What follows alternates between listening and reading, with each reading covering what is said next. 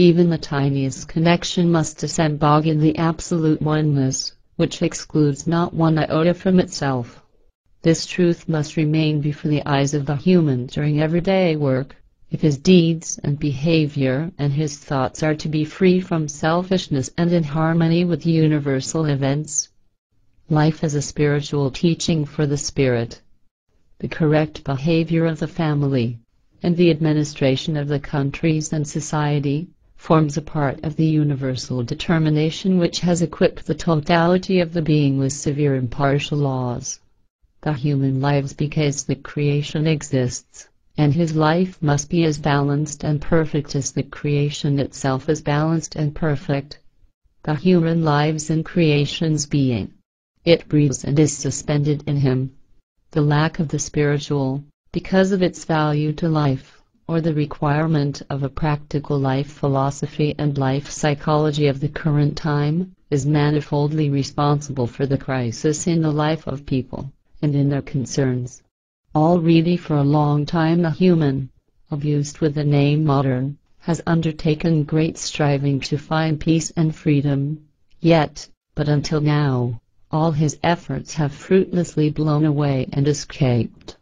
Lacking real knowledge, and the truth about a healthy reasonable lifestyle, which would give him inner, and real, balance and tranquility, he has devoted himself to abnormal ideologies and corrupting, dangerous and damaging religious philosophies that lead him into yet greater poverty of consciousness, and distance him from actual life.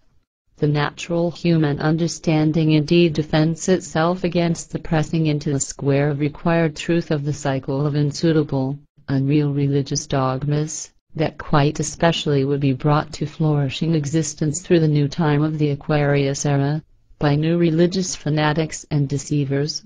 Yet, at the present time, however, the religious delusion is still too strongly spread to be able to construct, in great measure, a useful defense. The erroneous religious philosophies, with their colossal confusions and delusional claims, degrade the inner power in the human, which the spirit of the human would hold upright and which could help him, in his striving, to surpass himself, to bring to bloom, and make possible for him to obtain, inner growth and peace, which stand in the correct proportions with the external acquisitions and conditions. As an answer to a long-perceived need, here and there, earth people, who have wrongly been labeled as leading thinkers, have undertaken personal, but dangerously unreal, strivings to take the alleged best out of the religions and bring them into a unity with modern thinking in order to work out a new philosophy of life and new psychology of life for today's humanity.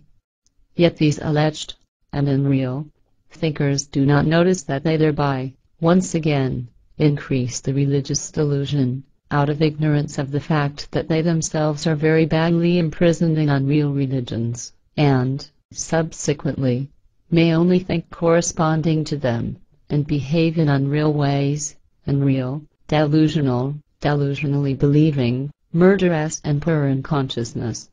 Out of closely related grounds their success is repeatedly equal to nothing.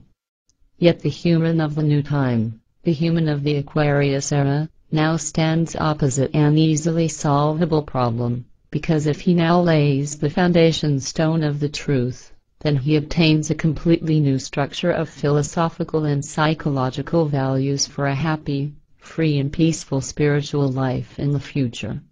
A free spiritual life, which is based on everything that describes the best in the cultural and spiritual inheritance of the earth, the spiritual truth. If the earth human now finally recognizes and acknowledges this truth, makes himself fully free from all of the religions and their delusional imaginations and finally directs himself after the spiritual and creational laws, then he has been victorious. Only the truth is serviceable and brings the human progress, but religion is unserviceable to the human and throws him back into the deepest darkness. So is the teaching given through Samyes, the daughter of Shwishpatha, so that the human learns it and knows it. For the human who goes toward the truth, there is no other ferry boat than knowledge.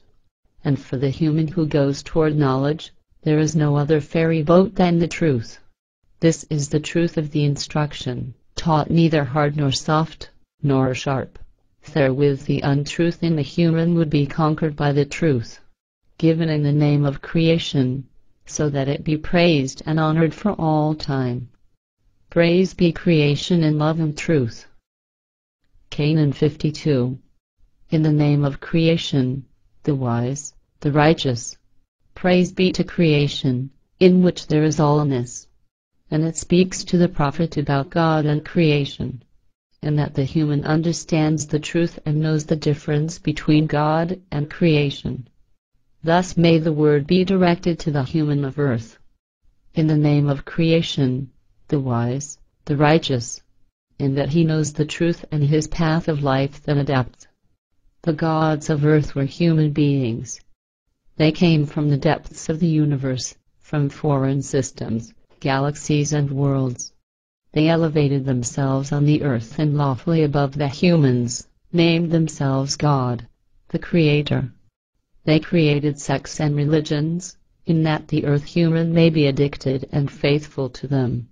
And they promoted that the human worship them, the gods, as Creator.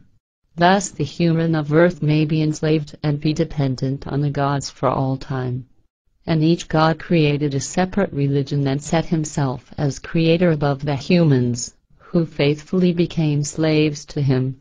And many of the gods were degenerated and malicious, obsessed by power and all evil. They declared laws of death, punishment and destruction, and they murdered, as then this was expected of them. And the human of earth was unwise and knew not the truth. Therefore the people followed the particular god of their religion, and they became slaves in the darkness of faith. That God may be the creator and the producer of life. For not one God spoke the truth, that he was the same human as the human being. Therefore the knowledge became hidden, that also God is a human, above whom likewise creation exists as highest power of life. Thus God is a human, creation however is creation. God promoted from the humans atonement and revenge, and God becomes furious and kills humans, and he declares laws and regulations, through which humans kill humans. Creation however knows neither wrath nor revenge, it does not kill and demands no atonement. God thinks and acts as a human like human. Creation is in all things however, creative and logical. Through human-like laws and regulations of God discord is sown amongst the humans, in death and destruction. God is a powerful space traveler, a human, who attempts to rule all with evil power and with barbarous laws and regulations. Creation however is peace and love, and alone its laws and regulations ensure life.